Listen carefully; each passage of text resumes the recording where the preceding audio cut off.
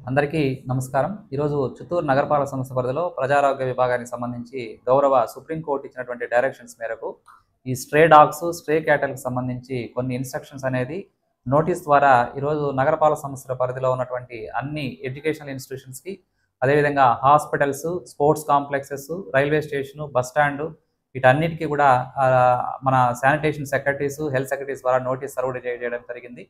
ప్రధానంగా గౌరవ సుప్రీంకోర్టు ఇచ్చినటువంటి డైరెక్షన్స్‌లో ఎక్కడా కూడా ఈ ఎడ్యుకేషనల్ ఇన్‌స్టిట్యూషన్స్ గాని, ఇక్కడ పబ్లిక్ గ్యాదరింగ్స్ ఎక్కడైతే ఉన్నాయో పబ్లిక్ స్పేసెస్ వీటన్నిటిలో కూడా స్ట్రే డాగ్స్ అనేటటువంటిది ఎంటర్ కాకుండా విత్ రిక్వైర్డ్ హైట్‌తో ఒక ప్రాపర్ ఫెన్సింగ్ అనేది వేసుకోమని డైరెక్షన్స్ ఇచ్చడం జరిగింది.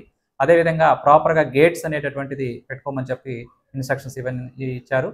సో, వీళ్ళకి గౌరవ సుప్రీంకోర్టు 8 వీక్స్ టైం ఇచ్చున్నారు. కాబట్టి సేమ్ విషయాల్ని ఈరోజు నగరపాలక సంస్థ నుంచి కమిషనర్ గారి ఇన్‌స్ట్రక్షన్స్ మేరకు వాటందరికీ కూడా నోటీసులు సర్వ్ చేయడం జరిగింది. అదేవిధంగా గౌరవ జిల్లా కలెక్టర్ గారికి, అదేవిధంగా సంబంధిత జిల్లా అధికారులందరికీ కూడా ఈ విషయాన్ని కమ్యూనికేట్ చేయడం జరిగింది. సో, ఇందులో భాగంగా మేము నగరపాలక సంస్థ నుంచి అందరికీ విజ్ఞప్తి చేస్తా ఉన్నాము. ఈ స్ట్రే డాగ్స్ ఏదైతే ఉన్నాయో వాటికి సంబంధించి సీరియస్ కన్సర్న్స్ ఉన్న విషయం రీసెంట్‌గా మనకు గౌరవ సుప్రీంకోర్టులో దీని మీద కొన్ని వాదోపవాదాలు జరగడము, దాని మీద కొన్ని డైరెక్షన్స్ అనేటటువంటిది ఆల్ స్టేట్ గవర్నమెంట్స్‌కి, అదేవిధంగా సెంట్రల్ గవర్నమెంట్‌కి ఇవ్వడం జరిగింది. అందులో భాగంగానే ఈరోజు మనం ఈ చర్యలు అనేటటువంటిది చేపడతా ఉన్నాము.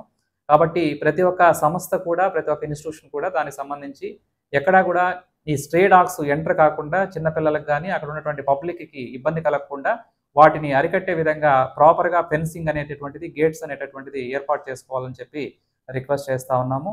అదేవిధంగా ఎక్కడైనా మీకు సంబంధించినటువంటి ఇన్‌స్టిట్యూషన్స్‌లో ప్రాబ్లమ్ ఉన్నా, శానిటేషన్ సంబంధించి ఉన్నా కూడా ఒక నోడల్ ఆఫీసర్‌ని ఈరోజు ఏర్పాటు చేసుకొని నగరపాలక సంస్థతో కోఆర్డినేట్ చేసుకునేటట్లు కూడా చర్యలు తీసుకోవాలని చెప్పి డైరెక్షన్స్ ఇచ్చున్నారు.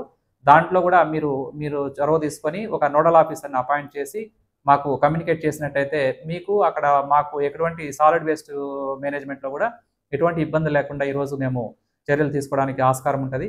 కాబట్టి ఈరోజు నగరపాలక సంస్థ పరిధిలో దాదాపు 856 కుక్కలకు స్టెరిలైజేషన్ సర్జరీస్ చేశాము.